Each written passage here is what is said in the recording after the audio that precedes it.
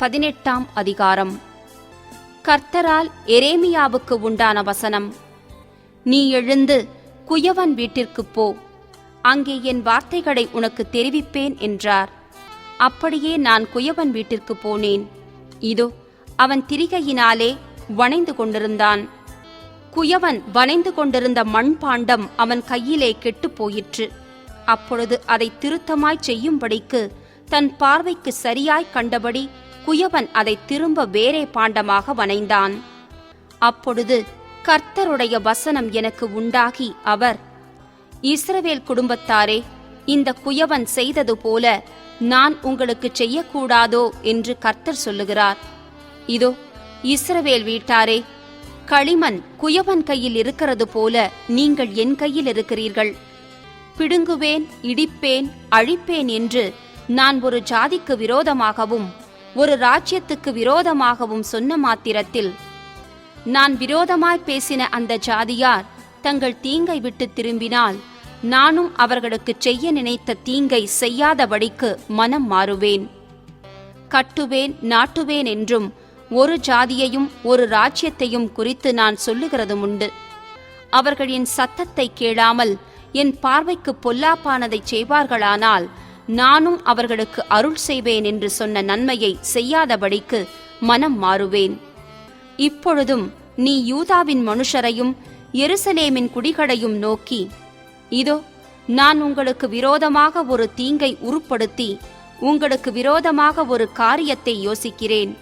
ஆகையால் உங்களில் ஒவ்வொருவரும் தன் தன் பொல்லாத வழியை விட்டு திரும்பி உங்கள் வழிகளையும் உங்கள் கிரியைகளையும் சீர்படுத்துங்கள் என்று கர்த்தர் உரைக்கிறார் என்று சொல். ஆனாலும் அவர்கள், அது கூடாத காரியம், நாங்கள் எங்கள் யோசனைகளின்படியே நடந்து அவரவர் தம் தம் பொல்லாத இருதயத்தினுடைய கடினத்தின்படியே செய்வோம் என்கிறார்கள். ஆகையால் கர்த்தர் சொல்லுகிறார், இப்படிப்பட்டவைகளை கேள்விப்பட்டவன் யார் என்று புறஜாதிகளுக்குள்ளே விசாரித்துப் பாருங்கள். மிகவும் திடுக்கிடத்தக்க காரியத்தை இஸ்ரவேல் என்னும் கன்னிகை செய்கிறாள். லீபனோனின் உறைந்த மழை வயல்வெளியின் கண்மலையிலிருந்து அற்றுப்போகிறதுண்டோ? ஓடி வருகிற அந்நிய தேசத்து குளிர்ந்த தண்ணீர்கள் வடிந்து போகிறதுண்டோ? என் ஜனங்களோ என்னை மறந்து மாயையான விக்கிரகங்களுக்கு தூபம் காட்டுகிறார்கள். செப்பனிடப்படாத பாதைகளிலும் வழியிலும் அவர்கள் நடக்கும்படி அவைகள் அவர்களை பூர்வ பாதைகளாகிய அவர்களுடைய வழிகளிலிருந்து இடரும்படி செய்கிறது. நான் அவர்களுடைய தேசத்தை பாழாக்கவும் என்றென்றைக்கும் ஈசலிட்டு நிந்திக்கும் நிந்தையாக்கவும் செய்யும்படி இப்படி செய்கிறார்கள்.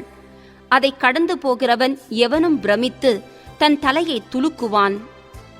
கொண்டல் காற்று பறக்கடிக்குமா போல் நான் அவர்களை அவர்கள் சத்துருக்களுக்கு முன்பாக பறக்கடிப்பேன். அவர்களுடைய ஆபத்தின் நாளிலே என் முகத்தையல்ல என் முதுகை அவர்களுக்கு காட்டுவேன் என்று சொல் என்றார். அதற்கு அவர்கள், எரேமியாவுக்கு விரோதமாக ஆலோசனை செய்வோம் வாருங்கள். ஆசாரியரிடத்திலே வேதமும் ஞானிகளிடத்திலே ஆலோசனையும் தீர்க்க தரிசிகளிடத்திலே வசனமும் ஒழிந்து போவதில்லை. இவன் வார்த்தைகளை நாம் கவனியாமல் இவனை நாவினாலே வெட்டி போடுவோம் வாருங்கள் என்றார்கள். கர்த்தாவே, நீர் என்னை கவனித்து என்னோடே வழக்காடுகிறவர்களின் சத்தத்தை கேளும். நன்மைக்கு தீமையை சரிக்கட்டலாமோ? என் ஆத்துமாவுக்கு படுகுழியை வெட்டுகிறார்களே. உம்முடைய உக்கிரத்தை அவர்களை விட்டு திருப்பும்படிக்கு நான் அவர்களுக்காக நன்மையை பேச உமக்கு முன்பாக நின்றதை நினைத்தருளும். ஆகையால் அவர்களுடைய பிள்ளைகளை பஞ்சத்துக்கு ஒப்புக்கொடுத்து அவர்களை பட்டயத்துக்கு இரையாக்கிவிடும். அவர்கள் மனைவிகள் பிள்ளைகளற்றவர்களும் விதவைகளுமாகி அவர்கள் புருஷர்கள் கொலை செய்யப்பட்டு அவர்கள் வாலிபர்கள் யுத்தத்திலே பட்டய வெட்டால் மடிய கடவர்கள். நீர் சடுதியில் அவர்கள் மேல் இராணுவத்தை வரப்பண்ணுகையால் கூக்குரல் அவர்கள் வீடுகளிலிருந்து கேட்கப்பட கடவது. என்னை பிடிக்க படுகுழியை வெட்டி என் கால்களுக்கு கண்ணிகளை வைத்தார்களே. ஆனாலும் கர்த்தாவே, அவர்கள் எனக்கு விரோதமாய் செய்யும் கொலைபாதக யோசனையெல்லாம் நீர் அறிவீர். அவர்களுடைய அக்கிரமத்தை உமது கண்ணுக்கு மறைவாக மூடாமலும் அவர்கள் பாவத்தை குலைக்காமலும் இருப்பீராக. அவர்கள் உமக்கு முன்பாக கவிழ்க்கப்பட கடவர்கள். உமது கோபத்தின் காலத்திலே இப்படி அவர்களுக்குச் செய்யும். 19ஆம் அதிகாரம். கர்த்தர் சொன்னது: நீ போய் குயவன் வேலையான ஒரு கலசத்தை கொண்டு ஜனத்தின் மூப்பரிலும் ஆசாரியர்களின் மூப்பரிலும் சிலரை கூட்டிக் கொண்டு கிழக்கு வாசலுக்கு எதிரான இன்னோமுடைய குமாரனின் பள்ளத்தாக்கிலே புறப்பட்டு போய் நான் உன்னோடே சொல்லும் வார்த்தைகளை அங்கே பிரசித்தப்படுத்து. நீ அவர்களை நோக்கி, யூதாவின் ராஜாக்களே, எருசலேமின் குடிகளே, கர்த்தருடைய வார்த்தைகளை கேளுங்கள். இஸ்ரவேலின் தேவனாகிய சேனைகளின் கர்த்தர் சொல்லுகிறார்: இதோ, நான் இந்த ஸ்தலத்தின் மேல் ஒரு பொல்லாப்பை வரப்பண்ணுவேன். அதை கேட்கிற யாவருடைய காதுகளிலும் அது தொனித்துக் கொண்டிருக்கும். அவர்கள் என்னை விட்டுவிட்டு இந்த ஸ்தலத்தை அந்நிய ஸ்தலமாக்கி தாங்களும் தங்கள் பிதாக்களும் யூதாவின் ராஜாக்களும் அறியாதிருந்த அந்நிய தேவர்களுக்கு அதிலே தூபம் காட்டி இந்த ஸ்தலத்தை குற்றமில்லாதவர்களின் இரத்தத்தினாலே நிரப்பினபடியினாலும் தங்கள் பிள்ளைகளை பாகாலுக்கு தகன பலிகளாக தகனிக்கும்படி பாகாலின் மேடைகளை கட்டினபடியினாலும் இப்படி வரப்பண்ணுவேன். இவைகளை நான் கற்பித்ததுமில்லை, சொன்னதுமில்லை, இவைகள் என் இருதயத்தில் தோன்றினதுமில்லை. ஆகையால் இதோ நாட்கள் வரும், அப்பொழுது இந்த ஸ்தலம் தோப்பேத் என்றும் இன்னோமுடைய குமாரனின் பள்ளத்தாக்கென்றும் இனி சொல்லப்படாமல் சங்கார பள்ளத்தாக்கென்று சொல்லப்படும். அப்பொழுது நான் யூதாவுக்கும் எருசலேமுக்கும் கொண்டிருந்த ஆலோசனையை இந்த ஸ்தலத்திலே வெறுமையாக்கி அவர்கள் சத்துருக்களுக்கு முன்பாக அவர்களை பட்டயத்தினாலும் அவர்கள் பிராணனை வாங்க தேடுகிறவர்களின் கையினாலும் விழப்பண்ணி அவர்கள் பிரேதங்களை ஆகாயத்து பறவைகளுக்கும் பூமியின் மிருகங்களுக்கும் இரையாக கொடுத்து இந்த நகரத்தை பாழாகவும் ஈசலிட்டு நிந்திக்கிற நிந்தையாகவும் வைப்பேன். அதை கடந்து போகிறவன் எவனும் பிரமித்து அதன் எல்லா வாதைகளின் நிமித்தமும் ஈசலிடுவான். அவர்களுடைய சத்துருக்களும் அவர்கள் பிராணனை வாங்க தேடுகிறவர்களும் அவர்களை இறுக பிடிக்கப் போகிற முற்றிக்கையிலும் இடுக்கத்திலும் நான் அவர்களை தங்கள் குமாரரின் மாம்சத்தையும் தங்கள் குமாரத்திகளின் மாம்சத்தையும் தின்ன பண்ணுவேன். அவனவன் தனக்கு அடுத்தவனுடைய மாம்சத்தை தின்பான் என்று கர்த்தர் சொல்லுகிறார் என்று நீ சொல்லி உன்னோடே கூட வந்த மனுஷருடைய கண்களுக்கு முன்பாக அந்த கலசத்தை உடைத்து போட்டு அவர்களை நோக்கி, திரும்ப செப்பனிடப்படக்கூடாத குயவனுடைய மண்பாண்டத்தை உடைத்து போட்ட வண்ணமாக நான் இந்த ஜனத்தையும் இந்த நகரத்தையும் உடைத்து போடுவேன். புதைக்கிறதற்கு இடம் இல்லாததினால் தோப்பேத்திலே சவங்களை புதைப்பார்கள் என்று சேனைகளின் கர்த்தர் சொல்லுகிறார். இவ்விதமாக நான் இந்த ஸ்தலத்துக்கும் இதன் குடிகளுக்கும் செய்து இந்த நகரத்தை தோப்பேத்துக்கு சரியாக்குவேன். எந்த வீடுகளின் மேல் வானத்தின் சகல சேனைக்கும் தூபம் காட்டி அந்நிய தேவர்களுக்கு வான பலிகளை வார்த்தார்களோ அந்த வீடுகளாகிய எருசலேமின் வீடுகளும் யூதாவுடைய ராஜாவின் வீடுகளும் தோப்பேத் என்கிற ஸ்தலத்தை போல் தீட்டுப்பட்டவைகளாய் இருக்குமென்று கர்த்தர் சொல்லுகிறார் என்று சொல் என்றார். பின்பு எரேமியா கர்த்தர் தன்னை தீர்க்க தரிசனம் சொல்ல அனுப்பின தோப்பேத்திலிருந்து வந்து கர்த்தருடைய ஆலயத்தின் பிராகாரத்திலே நின்று கொண்டு எல்லா ஜனங்களையும் பார்த்து, இதோ, நீங்கள் என் வார்த்தைகளை கேளாதபடிக்கு உங்கள் கழுத்தை கடினப்படுத்தினபடியினால் நான் இந்த நகரத்துக்கு விரோதமாய் சொன்ன எல்லா தீங்கையும் இதன் மேலும் இதற்கடுத்த பட்டணங்களின் மேலும் வரப்பண்ணுவேன் என்று இஸ்ரவேலின் தேவனாகிய சேனைகளின் கர்த்தர் சொல்லுகிறார் என்றான். 20ஆம் அதிகாரம். எரேமியா இந்த வார்த்தைகளை தீர்க்க தரிசனமாக சொல்லுகிறதை ஆசாரியனான இம்மேருடைய குமாரனும் கர்த்தருடைய ஆலயத்து பிரதான விசாரணை கர்த்தனுமாகிய பஸ்கூர் கேட்டபோது, எரேமியா தீர்க்கதரிசியை பஸ்கூர் அடித்து அவனை கர்த்தருடைய ஆலயத்திலே பென்யமீன் கோத்திரத்தாரைச் சேர்ந்த மேல்வாசலில் இருக்கும் காவலறையிலே போட்டான். மறுநாளிலே பஸ்கூர் எரேமியாவை காவலறையிலிருந்து வெளியே போகவிட்டான். அப்பொழுது எரேமியா அவனை நோக்கி, கர்த்தர் உன்னை பஸ்கூர் என்று அழைக்காமல் மாக்கோர் மீசாபீப் என்று அழைக்கிறார். மேலும் கர்த்தர், இதோ, நான் உன்னையும் உன் எல்லா சிநேகிதரையும் பயத்துக்கு ஒப்புக் கொடுக்கிறேன். உன் கண்கள் காண இவர்கள் சத்துருக்களின் பட்டயத்தால் விழுவார்கள். யூதா அனைத்தையும் நான் பாபிலோன் ராஜாவின் கையில் ஒப்புக் கொடுப்பேன். அவன் அவர்களை சிறைப்பிடித்து சிலரை பாபிலோனுக்கு கொண்டு போய் சிலரை பட்டயத்தால் வெட்டி போடுவான். இந்த நகரத்தின் எல்லா பலத்தையும் அதன் எல்லா சம்பத்தையும், அதன் அருமையான எல்லா பொருள்களையும், யூதா ராஜாக்களின் எல்லா பொக்கிஷங்களையும் நான் அவர்கள் சத்துருக்கள் கையில் ஒப்புக் கொடுப்பேன். அவர்கள் அவைகளை கொள்ளையிட்டு பாபிலோனுக்கு கொண்டு போவார்கள். பஸ்கூரே, நீயும் உன் வீட்டில் வாசமாயிருக்கிற யாவரும் சிறைப்பட்டு போவீர்கள். நீயும் உன் கள்ள தீர்க்க தரிசனத்துக்கு செவி கொடுத்த உன் சிநேகிதர் யாவரும் பாபிலோனுக்கு போய் அங்கே மரித்து அங்கே அடக்கம் பண்ணப்படுவீர்கள் என்று சொல்லுகிறார் என்றான். கர்த்தாவே, என்னை இணங்க பண்ணினீர், நான் இணங்கினேன். நீர் என்னிலும் பலத்தவராயிருந்து என்னை மேற்கொண்டீர். நாள்தோறும் நகைப்புக்கு இடமானேன். எல்லாரும் என்னை பரிகாசம் பண்ணுகிறார்கள். நான் பேசினது முதற்கொண்டு கதறுகிறேன். கொடுமை என்றும் பாழ்கடிப்பென்றும் சத்தமிட்டு கூறுகிறேன். நான் கூறின கர்த்தருடைய வார்த்தை நாள்தோறும் எனக்கு நிந்தையும் பரிகாசமுமாயிற்று.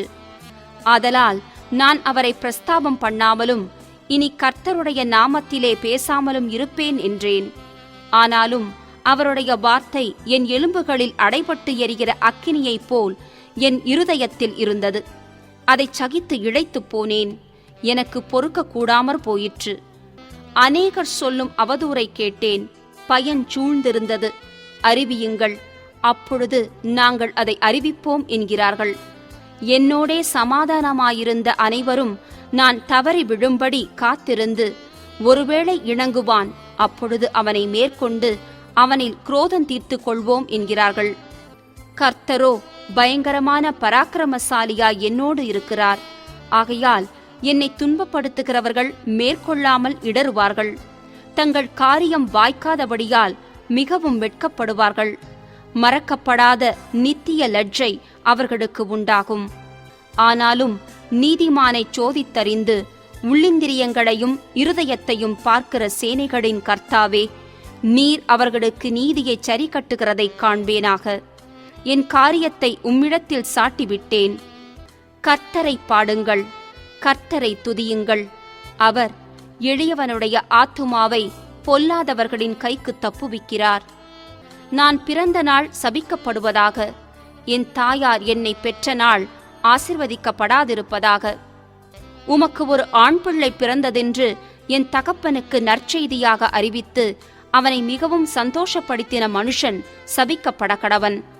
அந்த மனுஷன் கர்த்தர் மனம் மாறாமல் கவிழ்த்து போட்ட பட்டணங்களைப் போலிருந்து காலமே அலறுதலையும் மத்தியான வேளையிலே கூக்குரலையும் கேட்க கடவன். என் தாயா எனக்கு பிரேத குழியும் நான் என்றைக்கும் பிரசவியாத சூலுமாய் இருக்கத்தக்கதாக கற்பத்திலே நான் கொலை செய்யப்படாமற் போனதென்ன? நான் வருத்தத்தையும் சஞ்சலத்தையும் கண்டு என் நாட்கள் வெட்கமாய் கழியும்படிக்கு நான் கற்பத்திலிருந்து வெளிப்பட்டதென்ன? 21 அதிகாரம். சிதேக்கியா ராஜா மல்கியாவின் குமாரனாகிய பஸ்கூரையும் ஆசாரியனான மாசேயாவின் குமாரனாகிய செப்பனியாவையும் எரேமியாவினிடத்தில் அனுப்பி, நீர் எங்களுக்காக கர்த்தரிடத்தில் விசாரியும். பாபிலோன் ராஜாவாகிய நேபுகாத் நேச்சார் எங்களுக்கு விரோதமாய் யுத்தம் செய்கிறான். ஒருவேளை கர்த்தர் தம்முடைய எல்லா அற்புத செயலின் படியேயும் எங்களுக்கு அனுக்கிரகம் செய்து அவனை எங்களை விட்டு போக பண்ணுவார் என்று சொல்லி அனுப்பின போது, எரேமியா அவர்களை பார்த்து, நீங்கள் சிதேக்கியாவுக்கு சொல்ல வேண்டியது, இஸ்ரவேலின் தேவனாகிய கர்த்தர் உரைக்கிறது என்னவென்றால், இதோ உங்களை அலங்கத்துக்கு வெளியே முற்றுகை போட்ட பாபிலோன் ராஜாவோடும் கல்தேயரோடும் நீங்கள் யுத்தம் பண்ணும்படி உங்கள் கைகளில் பிடித்திருக்கிற யுத்த ஆயுதங்களை நான் திருப்பி விட்டு அவர்களை இந்த நகரத்தின் நடுவிலே சேர்த்து, நான் நீட்டின கையினாலும் பலத்த புயத்தினாலும் கோபமும் உக்கிரமும் மகா கடுமையுமாக உங்களோட யுத்தம் பண்ணி இந்த நகரத்தின் குடிகளையும் மனுஷரையும் மிருகங்களையும் சங்கரிப்பேன். மகா கொள்ளை நோயால் சாவார்கள். அதற்கு பின்பு நான் யூதாவின் ராஜாவாகிய சிதேக்கியாவையும் அவன் ஊழியக்காரரையும் ஜனத்தையும் இந்த நகரத்திலே கொள்ளை நோய்க்கும் பட்டயத்துக்கும் பஞ்சத்துக்கும் தப்பி மீதியானவர்களையும் பாபிலோன் ராஜாவாகிய நேபுகாத் நேச்சாருடைய கையிலும் அவர்கள் சத்துருக்களின் கையிலும் அவர்கள் பிராணனை வாங்க தேடுகிறவர்களின் கையிலும் ஒப்புக் கொடுப்பேன். அவன் அவர்களை பட்டய கருக்கினால் வெட்டுவான். அவன் அவர்களை தப்ப விடுவதுமில்லை, அவன் மன்னிப்பதுமில்லை. இறங்குவதும் இல்லை என்று கர்த்தர் உரைக்கிறார் என்றான். பின்னையும் அவர், இந்த ஜனங்களை நோக்கி, இதோ நான் உங்கள் முன்னே ஜீவ வழியையும் மரண வழியையும் வைக்கிறேன் என்று கர்த்தர் சொல்லுகிறார். இந்த நகரத்திலே தரிக்கிறவன் பட்டயத்தாலும் பஞ்சத்தாலும் கொள்ளை நோயாலும் சாவான். உங்களை முற்றிக்கை போடும் கல்தையர் வசமாய் புறப்பட்டு போய் விடுகிறவனோ பிழைப்பான். அவன் பிராணன் அவனுக்கு கிடைத்த கொள்ளை பொருளைப் போலிருக்கும். என் முகத்தை இந்த நகரத்துக்கு விரோதமாய் நன்மைக்கல்ல தீமைக்கே வைத்தேன் என்று கர்த்தர் சொல்லுகிறார். அது பாபிலோன் ராஜாவின் கையில் ஒப்புக் கொடுக்கப்படும். அவன் அக்கினியினால் அதை சுட்டெரிப்பான் என்று சொல் என்றார். யூதா ராஜாவின் குடும்பத்தாரையும் நோக்கி, கர்த்தருடைய வார்த்தையை கேளுங்கள். தாவீதின் குடும்பத்தாரே, உங்கள் செய்கைகளுடைய பொல்லாப்பு நிமித்தம் என் உக்கிரம் அக்கினியைப் போல் புறப்பட்டு அபிக்கிறவன் இல்லாமல் எரியாத படிக்க நீங்கள் ஏற்கனவே நியாயம் கேட்டு பறி கொடுத்தவனை ஒடுக்குகிறவனுடைய கைக்கு தப்புவியுங்கள் என்று கர்த்தர் சொல்லுகிறார். இதோ பள்ளத்தாக்கில் வாசம் பண்ணுகிறவளே, சமனான இடத்தில் கன்மலையாய் இருக்கிறவளே, எங்களுக்கு விரோதமாய் வருகிறவன் யார் என்றும் எங்கள் வாசஸ்தலங்களுக்குள் வருகிறவன் யார் என்றும் சொல்லுகிற உனக்கு நான் எதிராளியாய் இருக்கிறேன் என்று கர்த்தர் சொல்லுகிறார். நான் உங்கள் கிரியைகளின் பலனுக்கு தக்கதாய் உங்களை விசாரிப்பேன். நான் அதன் காட்டிலே தீக்கொளுத்துவேன். அது அதை சுற்றிலுமுள்ள யாவையும் பட்சிக்கும் என்று கர்த்தர் உரைக்கிறார் என்று சொல் என்றார். 22ஆம் அதிகாரம். கர்த்தர் சொன்னது: நீ யூதா ராஜாவின் அரமனைக்கு போய் அங்கே சொல்ல வேண்டிய வசனம் என்னவென்றால், தாவீதின் சிங்காசனத்தில் வீற்றிருக்கிற யூதாவின் ராஜாவே, நீரும் உம்முடைய ஊழியக்காரரும் இந்த வாசல்களுக்குள் பிரவேசிக்கிற உம்முடைய ஜனமும் கர்த்தருடைய வார்த்தையை கேளுங்கள். நீங்கள் நியாயமும் நீதியும் செய்து பறி கொடுத்தவனை ஒடுக்குகிறவனுடைய கைக்கு தப்புவியுங்கள். நீங்கள் பரதேசியையும் திக்கற்றவனையும் விதவையையும் ஒடுக்காமலும் கொடுமை செய்யாமலும் இவ்விடத்தில் குற்றமில்லாத இரத்தத்தை சிந்தாமலும் இருங்கள். இந்த வார்த்தையின்படியே நீங்கள் மெய்யாய் செய்வீர்களாகில், தாவீதின் சிங்காசனத்தில் உட்கார்ந்திருக்கிற ராஜாக்கள் இரதங்கள் மேலும் குதிரைகள் மேலும் ஏறி அவனும் அவன் ஊழியக்காரரும் அவன் ஜனமுமாக இந்த அரமனை வாசல்களின் வழியாய் உட்பிரவேசிப்பார்கள் என்று கர்த்தர் சொல்லுகிறார். நீங்கள் இந்த வார்த்தைகளை கேளாமற் போனீர்களேயாகில் இந்த அரமனை பாழாய்ப்போம் என்று என் பேரில் ஆணையிட்டேன் என்று கர்த்தர் சொல்லுகிறார். யூதா ராஜாவின் அரமனையை குறித்து கர்த்தர், நீ எனக்கு கீலேயாத்தைப் போலவும் லீபனோனின் கொடுமுடியைப் போலவும் இருக்கிறாய்.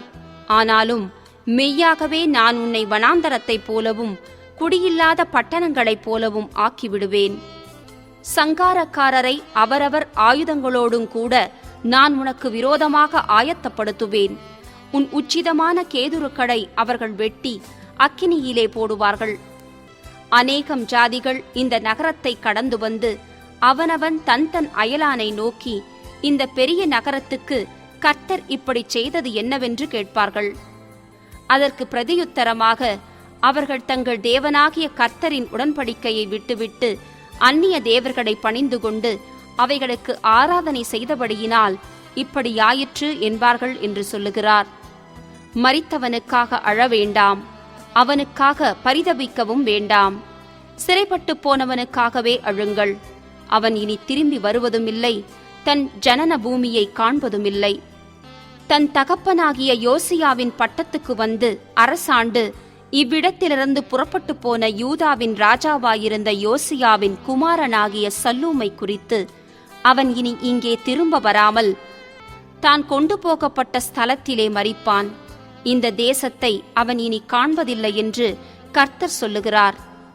தனக்கு விஸ்தாரமான வீட்டையும் காற்று வீசும் விசாலமான மேலறைகளையும் கட்டுவேன் என்று சொல்லி பலகணிகளை தனக்கு திறந்து கேதுரு பலகைகளை வைத்து ஜாதிலிங்க வருணம் பூசி அநீதியினாலே தன் வீட்டையும் அநியாயத்தினாலே தன் மேலறைகளையும் கட்டி தன் அயலான் செய்யும் வேலைக்கு கூலி கொடாமல் அவனை சும்மா வேலை கொள்ளுகிறவனுக்கு ஐயோ!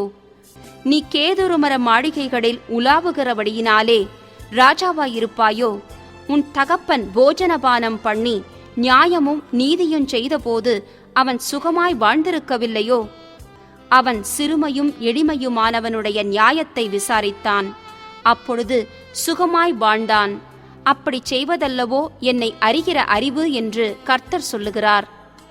உன் கண்களும் உன் மனதுமோவென்றால் தற்பொழிவின் மேலும் குற்றமில்லாத இரத்தத்தை சிந்துவதின் மேலும் இடுக்கமும் நொறுக்குதலும் செய்வதின் மேலுமே அல்லாமல் வேறொன்றின் மேலும் வைக்கப்படவில்லை. ஆகையால் கர்த்தர் யோசியாவின் குமாரனாகிய யோயாக்கீம் என்கிற யூதாவின் ராஜாவை குறித்து, ஐயோ என் சகோதரனே, ஐயோ சகோதரியே என்று அவனுக்காக புலம்புவதில்லை. ஐயோ ஆண்டவனே, ஐயோ அவருடைய மகத்துவமே என்று அவனுக்காக புலம்புவதில்லை. ஒரு கழுதை புதைக்கப்படுகிற வண்ணமாய் அவன் எருசலேமின் வாசல்களுக்கு வெளியே இழுத்தெறிந்து புதைக்கப்படுவான் என்று சொல்லுகிறார். லீபனோனின் மேலேறி புலம்பு, பாசானில் உரத்த சத்தமிடு, ஆபரீமிலிருந்து கூப்பிட்டுக் கொண்டிரு. உன் நேசர் அனைவரும் முறிந்தார்கள். நீ சுகமாய் வாழ்ந்திருக்கையில் நான் உனக்குச் சொன்னேன், நீ கேளேன் என்றாய். உன் சிறுவயது முதல் நீ என் சத்தத்தை கேளாமற் போகிறதே உன் வழக்கம். உன் மேய்ப்பர்கள் எல்லாரையும் காற்று அடித்து கொண்டு போகும். உன் நேசர் சிறைப்பட்டு போவார்கள். அப்போதல்லவோ உன் எல்லா பொல்லாப்பி நிமித்தமும் நீ வெட்கப்பட்டு லெட்ஜையடைவாய். லீபனோனில் வாசமாயிருந்து கேதுரு மரங்களில் கூடு கட்டி கொண்டிருக்கிறவளே, வேதனைகளும் பிள்ளை பெறுகிறவளுக்கொத்த வாதையும் உனக்கு வருகையில் நீ எவ்வளவு பரிதபிக்கப்படத்தக்கவளாயிருப்பாய். யூதாவின் ராஜாவாகிய யோயாக்கீமின் குமாரன் கோனியா என் வலது கையின் முத்திரை மோதிரமாயிருந்தாலும் அதிலிருந்து உன்னை கழற்றி எரிந்து போடுவேன் என்று என் ஜீவனைக் கொண்டு சொல்லுகிறேன் என்று கர்த்தர் சொல்லுகிறார். உன் பிராணனை வாங்கத் தேடுகிறவர்களின் கையிலும் நீ பயப்படுகிறவர்களின் கையிலும் உன்னை ஒப்புக் கொடுப்பேன். பாபிலோன் ராஜாவாகிய நேபுகாத் நேச்சாரின் கையிலும் கல்தேயரின் கையிலும் ஒப்புக் கொடுப்பேன். உன்னையும் உன்னை பெற்ற தாயையும் உங்கள் ஜனன பூமியல்லாத அந்நிய தேசத்திலே துரத்தி விடுவேன். அங்கே சாவீர்கள். திரும்புவதற்கு தங்கள் ஆத்துமா வாஞ்சிக்கும் தேசத்துக்கு அவர்கள் திரும்பி வருவதில்லை. கோனியா என்கிற இந்த மனுஷன் அவமதிக்கப்பட்ட உடைந்த சிலையோ, ஒருவரும் விரும்பாத பாத்திரமோ, அவனும் அவன் சந்ததியும் தள்ளுண்டதும் தாங்கள் அறியாத தேசத்திலே துரத்திவிடப்பட்டதும் ஏது? தேசமே, தேசமே, தேசமே, கர்த்தருடைய வார்த்தையை கேள். இந்த புருஷன் சந்தானமற்றவன், தன் நாட்களில் வாழ்வடையாதவன் என்று இவனை குறித்து எழுதுங்கள். அவன் வித்தில் ஒருவனாகிலும் வாழ்வடைந்து தாவீதின் சிங்காசனத்தில் வீற்றிருந்து யூதாவில் அரசாளப் போகிறதில்லை என்று கர்த்தர் சொல்லுகிறார்.